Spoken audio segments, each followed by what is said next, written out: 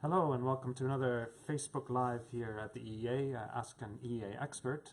Joining me today is Andreas Understaller, our expert who covers electric vehicles. And today we'll be talking about electric vehicles. Are they good or bad for the environment?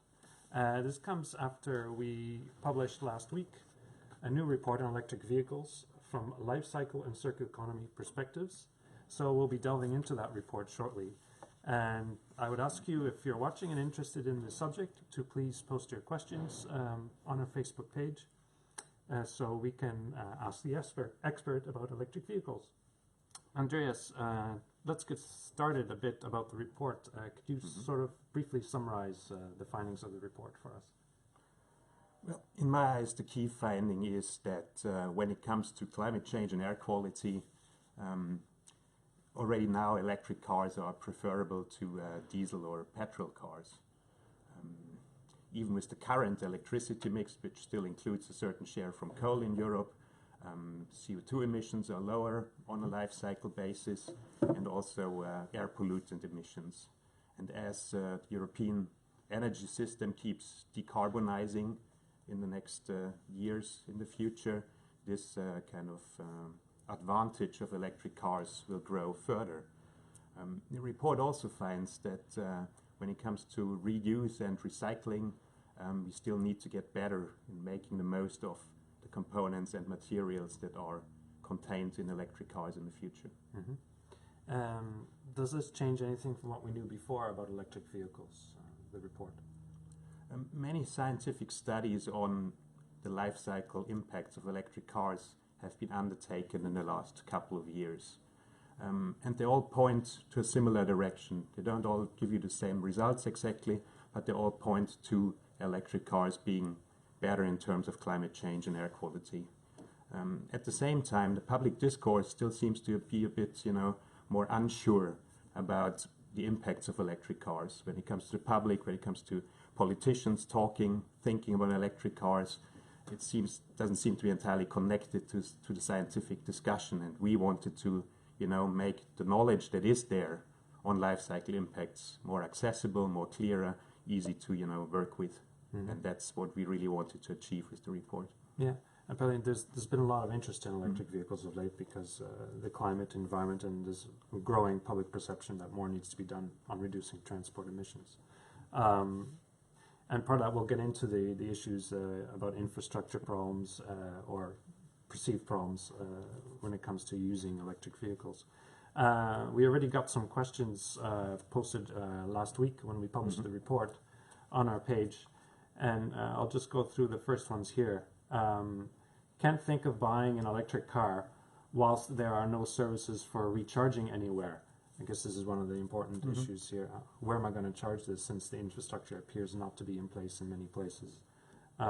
Should it be made compulsory for all petrol stations to have facilities? Supermarkets could also install them and people could recharge while shopping. The supermarkets plus all the parking lots could use solar panels on shelters or roofs for the cars and maybe give a small discount towards the cost of the service. So I guess that's, a lot of people are thinking about recharging facilities. Yes, what can you say on that? I agree. The charging of electric vehicles is certainly one of the big topics that consumers have on their minds when thinking about buying one or not. I mean, currently we've got very few electric cars by comparison to conventional ones. We're talking about 1.5% of new registrations in 2017 were electric cars. And I think for that kind of number, we have got already a relatively good charging infrastructure, especially when talking about cities. Yeah? So people who currently own one, who have one, are normally okay with charging. But as this number increases, the charging infrastructure obviously needs to get better. And the European Union in particular is very, very actively promoting the extension of charging infrastructure, not just in cities, also along highways. It's also kind of providing extra financing for such things. And obviously we had a bunch of good ideas there, to have it at petrol stations, at supermarkets. So these would obviously be the places where people spend a little bit of time, especially when shopping, just, recharge the electric cars in an hour. So, yeah. Okay. I have another one here from earlier. Given that cars produce zero CO2 carbon dioxide emissions when driving, I think a lot of non-environmental interests pushed to assess this technology with the LCA approach. Can you just remind us what LCA means? Well, LCA stands for life cycle analysis, Okay. which means that we are taking all impacts into account, starting from the extraction of raw materials such as iron or copper for making a car, and then going to production where it's all being put together. We'll also use energy and other substances to make that car. And then we are going to the use phase, meaning we're looking into how the car is driven, the fuel that goes into it, to spare parts, whatever. And then we go to the end of life phase when the car is scrapped or recycled or reused, and then we take it all together and sum up the overall impact and analyze it along certain categories, for air quality, for climate change, for any toxic materials, for example, that are involved, and that should give us the best overview of the actual impact of a product on the environment. Right.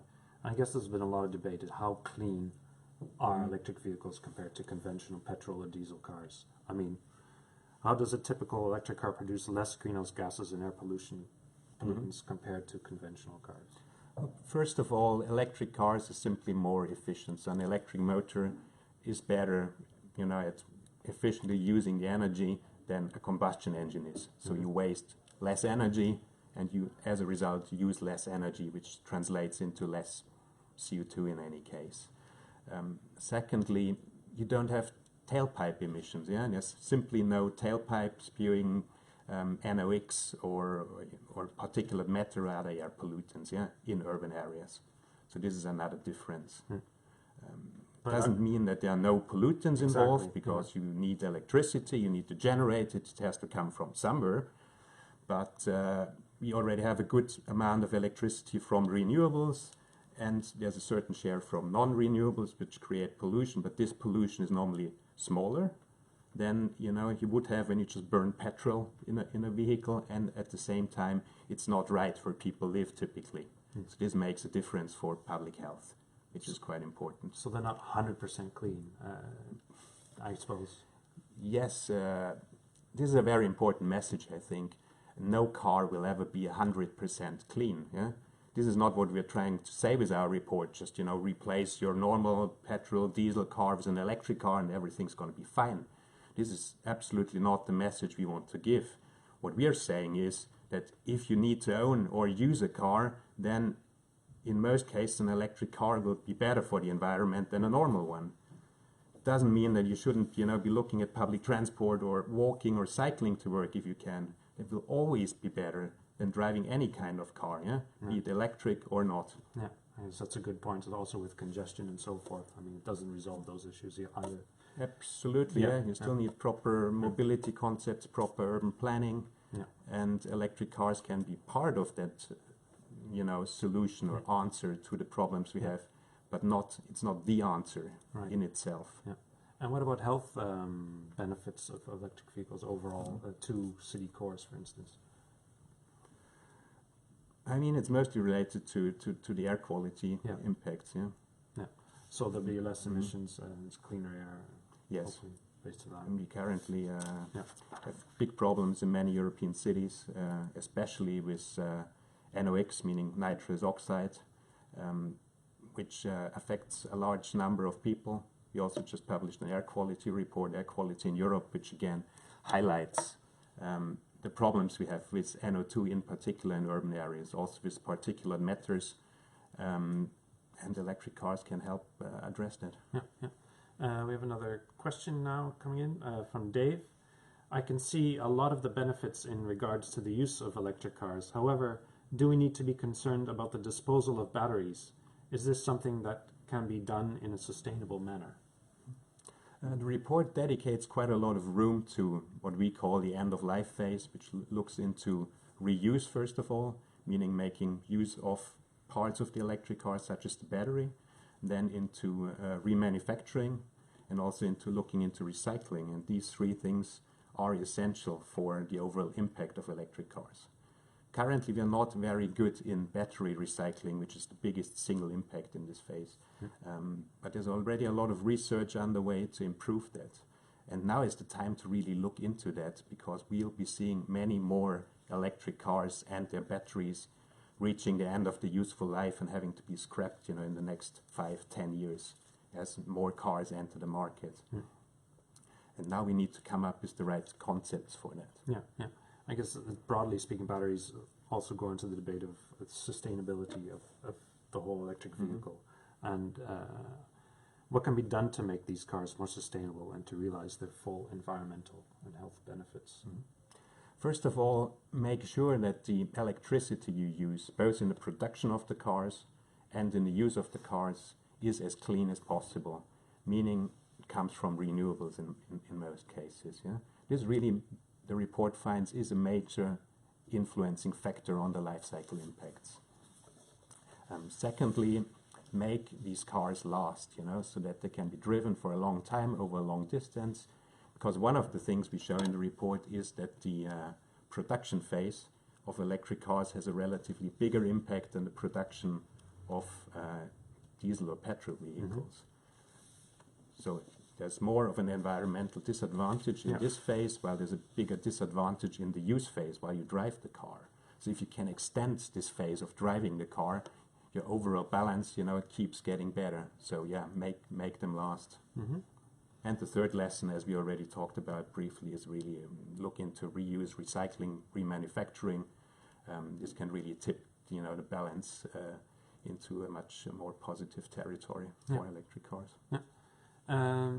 Just shifting a little bit to uptake and use of electric vehicles across Europe. What countries in the lead when it comes to promoting, or actually where are you seeing the most purchases of electric vehicles and use of electric vehicles in Europe? We're seeing a number of countries in Europe that are doing relatively well on promoting electric cars. It's not necessarily the big ones. I mean, really the champion in Europe probably is Norway. The Netherlands have also been very active in promoting electric cars.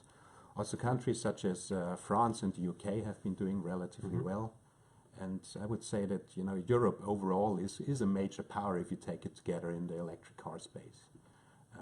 Globally, you're obviously also looking at, China as the biggest market for cars, also for electric cars, and the US. And compared to other markets and so forth, what are we looking in terms of pricing and how does that fit into it? I mean, a lot of people have concerns that they cost a lot of money. Are countries subsidizing or offering incentives to shift to greener transport? Yes, people tend to be very aware of the relatively higher purchase price of electric cars. What many people don't give sufficient attention to maybe is the total cost of ownership, which is ultimately the main factor, what a car costs you. Yeah? It's not just about buying it, it's also about running it. Yeah. And electric cars are relatively more expensive to buy, but relatively cheaper to run. And this really should be taken into account. And so they keep, actually look much better if you look at the total cost of ownership. And the price will also come down in the future, I'm quite sure. That's actually one of the viewers today. Lauren has the question about pricing, which we just discussed. How does an electric car cost to buy or run in comparison to a petrol run car?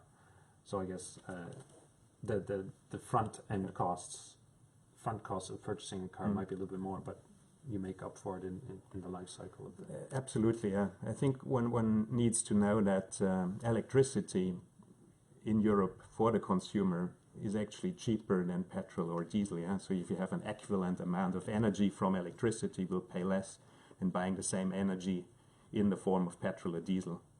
And by all likelihood, it will also be cleaner. Yeah. We actually have a question from Anna about sustainable production of batteries. We touched on that briefly. I mean, there's a lot of criticism out there as well about, rare earths and how does that factor into the sustainability of battery production? Yes, this is a key part of our report, meaning electric vehicles are clearly better in terms of climate change, air quality. Where we see the challenges is when it comes to the extraction of the raw materials you need for electric cars, because you need a slightly different set of raw materials.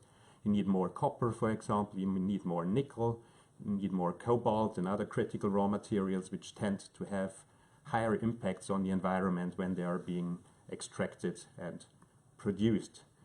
And this really closely, relates to recycling and reuse. So if we can get these raw materials back or use the component that contains them, for a longer time, we can reduce the impacts that electric car production has in the production phase. We have a question from Franz, actually on technical question on a figure in the report.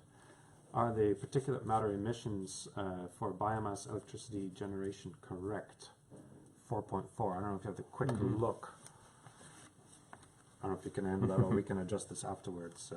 Probably best to adjust this afterwards if you have time.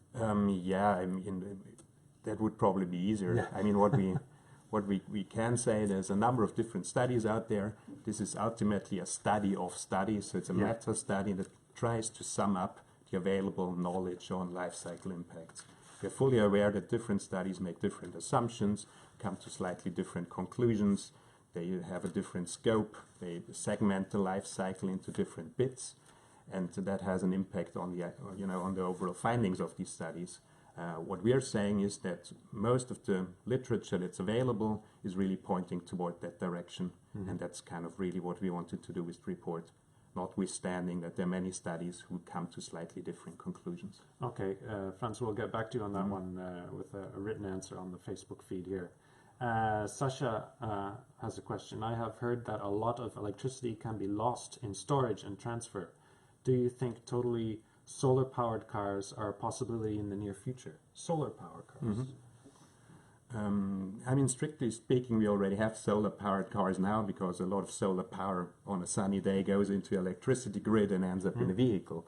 A purely solar-powered car, with just like photovoltaic cells in the car, in the roof, for a normal, consumer type of car, will still be challenging. We've seen these, as prototypes. We've seen them drive through Australia already a number of years ago.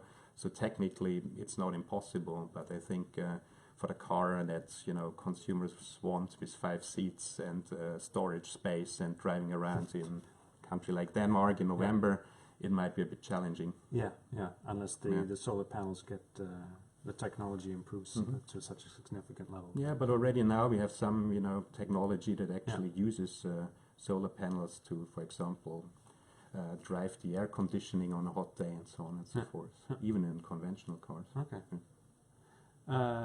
Question from Sabine.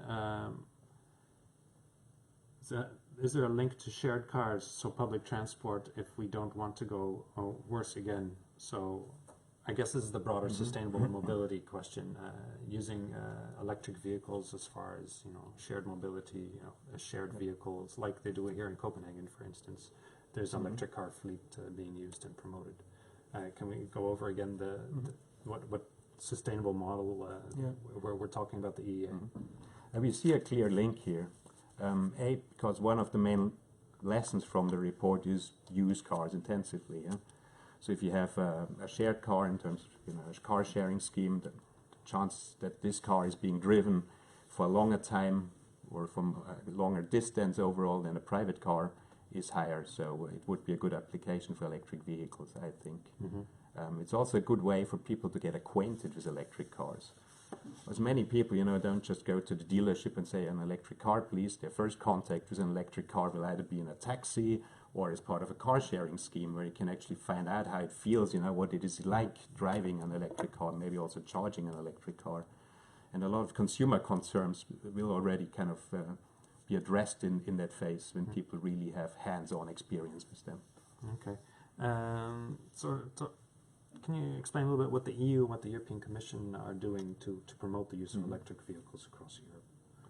European Union is a very active player in promoting electric vehicles. For years already, a lot of money has gone into research funding for electric cars, especially for batteries, for energy storage. European Union is also very actively promoting the rollout of the necessary infrastructure, more broadly for all alternative fuels, but also kind of within that quite a lot for electric charging along key transport routes. and has also been very active in standardizing, giving a common framework for electric cars, including charging plugs, so you can charge your electric cars when you drive into neighboring countries. You don't need a different plug. There's also efforts to standardize the payment, so you don't need like a different card for each scheme, which is still a challenge at the moment. And the European Union is one of the main players here. Okay, interesting. We've got more questions coming in. Please do get your questions into us during our Facebook Live here on electric vehicles. We'll be happy to address them here with our expert here, Andreas. Next question is from Theodoros. Are you worried about non-exhaust particulate matter emissions of electric vehicles, tires, road, and resuspension due to their increased weight? Brakes should not be a problem due to regenerative braking. So I guess the weight issue and tires, as you touched briefly upon, can we expand that a little bit? I mean, as I said, electric cars don't have tailpipe emissions. It does not mean there are no emissions at all. There's still, as is the case for petrol or diesel cars, emissions from the abrasion of brake discs, for example, of tire wear, of different parts that just generate small particles that go into the air. And normal cars do the same. There are not that many studies out there which inform, currently just how cars compare on this dimension. But overall, our view of the literature is that there's going to be less particulate matter from electric cars than from conventional cars. But there are studies come to very different conclusions there and need to be carefully looked at in terms of their assumption. Yeah. Can you say anything about the weight of cars? I think overall the car fleet in Europe is getting heavier, both conventional as well. Then that is right, yeah, cars get heavier. Electric cars tend to be heavier than petrol or diesel cars because they have a battery. Ultimately, the weight really depends quite a lot on the capacity of the battery, the driving range you get out of it. Yeah. That's why the report also states, you should try to have as small a battery as possible that is really, designed for the kind of use and distance you want to drive every day instead of having a very big battery. But yes, electric cars are heavier, and that could result in more emissions of, particulate matter from abrasion. But at the same time, there's more regeneration, so you don't actually put that much energy into your brakes. You actually recuperate that energy, so that from this side there's less abrasion. Yeah. But we still need some more research on that to have a very good and final view on that matter. Okay. Again, there's been a lot of concern about infrastructure, but also about batteries and battery life, and will I be able to drive from point A to point B, and point B being outside the city somewhere? I mean, have we looked into that issue at all? On the range? On the range of batteries and reliability of batteries? Yes, I mean the study really is on the environmental and health impacts, yeah? Doesn't mean it doesn't touch on these issues, but that's really where we see the value of this study, because there's quite a lot of information out there also for the consumer on pros and cons of electric cars, in your daily life, on driving ranges. What we know is that driving ranges get better, which can also result in higher weight, which might not be ideal for the environment. But for most daily tasks, electric cars are perfectly, sufficient in terms of their range. I guess especially in urban areas where the most pollution is concerned. Yes, and one should also take into account that as the charging infrastructure gets better and we have more fast charging opportunities, the range might become less of an issue. Yeah, and again, because there's been all of the concerns, getting electric vehicles greener, should we all drive electric vehicles in the city? That doesn't resolve the problems of sustainable transport and congestion issues, which again is coming up on our discussions today. That congestion remains a problem. Yes, I mean a car is still a car. It might be electric or not, but it's still a car, and as we all know, most cars are driven by one person, which is not incredibly efficient in terms of transport, in terms of space, so it's not going to solve our pollution problem unless we start sharing cars, using them in different ways, not owning cars ourselves. That can make a difference, but just, different propulsion technology, as we call it, from diesel, petrol to electric is not going to change our, urban mobility problems. Okay. Another question here from John. Are there any other sustainable fuel sources that you would consider for cars, such as hydrogen, for example? Yes, I mean, this report in particularly looked at battery electric cars, but there are other forms of electric cars, such as hydrogen fuel cell cars, which are ultimately also electric cars. It's just they store the energy not in a battery, but in a hydrogen tank, and then use a fuel cell to convert that into electricity, which then goes to an electric motor. Yes, these are all promising technologies, but what we currently see in the market is that we're getting increasing numbers of battery electric cars and plug-in hybrid electric vehicles. And so that's the focus of our report, because the environmental health impacts of these technologies are more immediate, than the ones of fuel cell electric cars, which are still a bit more distant in terms of the mass market. Yeah. What about, there's a little discussion, okay, we've got a lot of cars, if we've got a massive uptake of electric vehicles in the years ahead, will this put a strain on our electricity grid? And, the EU is working on the energy union to try and connect the grids across countries. How will this impact our energy supply? Typically, I think there's the tendency to overestimate the volume of electricity that will be needed to electrify a large share of our vehicle fleet.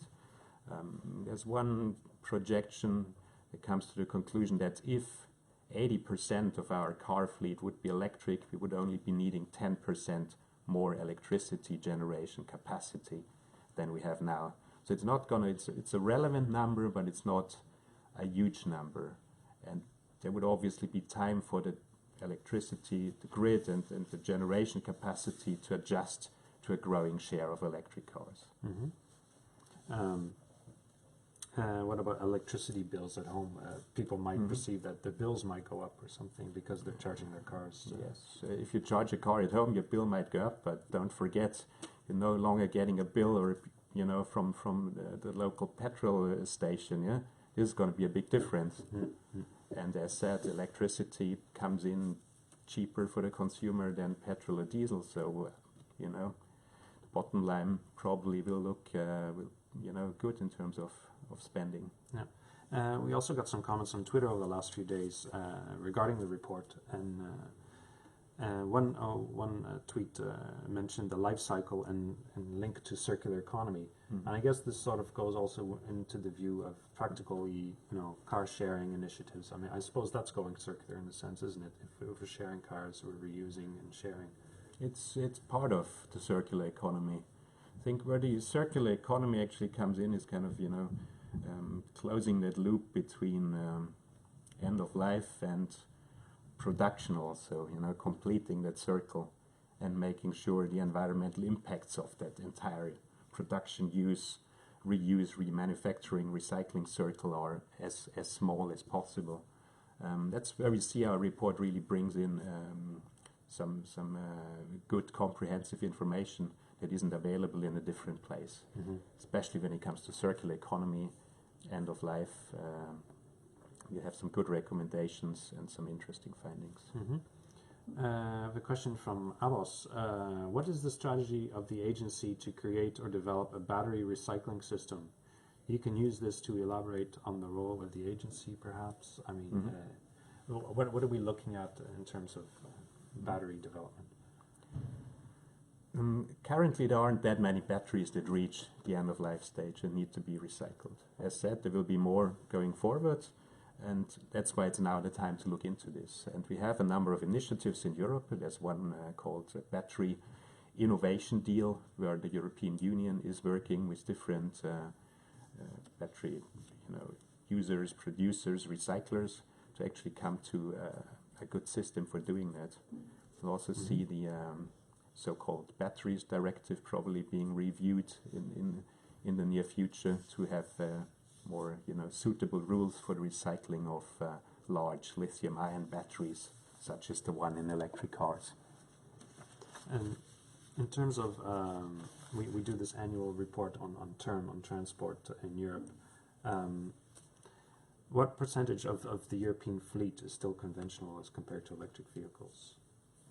Among cars, yeah, the absolute largest part is conventional. As said, in 2017, last year, we had 1.5% battery electric and plug-in hybrid vehicles, meaning that the rest is basically petrol or diesel. So there's still a long way to go, but we are seeing very strong growth rates. Yeah, there are 50% increases on electric vehicles every year. So if you keep going at that rate, you know, things will change relatively quickly. Okay. Apart from that, I mean, what other work is EEA? You discussed batteries and so forth. Are we carrying forward on electric vehicles in the years ahead or in the months ahead? We've been following this topic very closely already during past years. We published a report that kind of explains electric vehicles in a non-technical way that I think is very good, that I would recommend. It's available on our website, Electric Vehicles in Europe, and we keep following the topic. So we're just trying to look at aspects that are really, you know, specific to the environment and health, as we did with our report. Yeah. And we are reporting on electric vehicles as part of our term indicators. We also have an indicator briefing online that updates you on the latest figures in terms of registration of electric cars, also in terms of greenhouse gas emissions from transport, where electric cars can play a major role. So I would encourage you to have a look there. There's a wealth of information out there. Okay, great. Thank you very much, Andreas, for joining us today. And thank you all for joining us. Again, I'll remind you of the report, which came out last week. You'll find it on our website. If you have any follow-up questions, please post them on Facebook, and we'll get to them and answer them for you. See you next time. Thank you, Constance.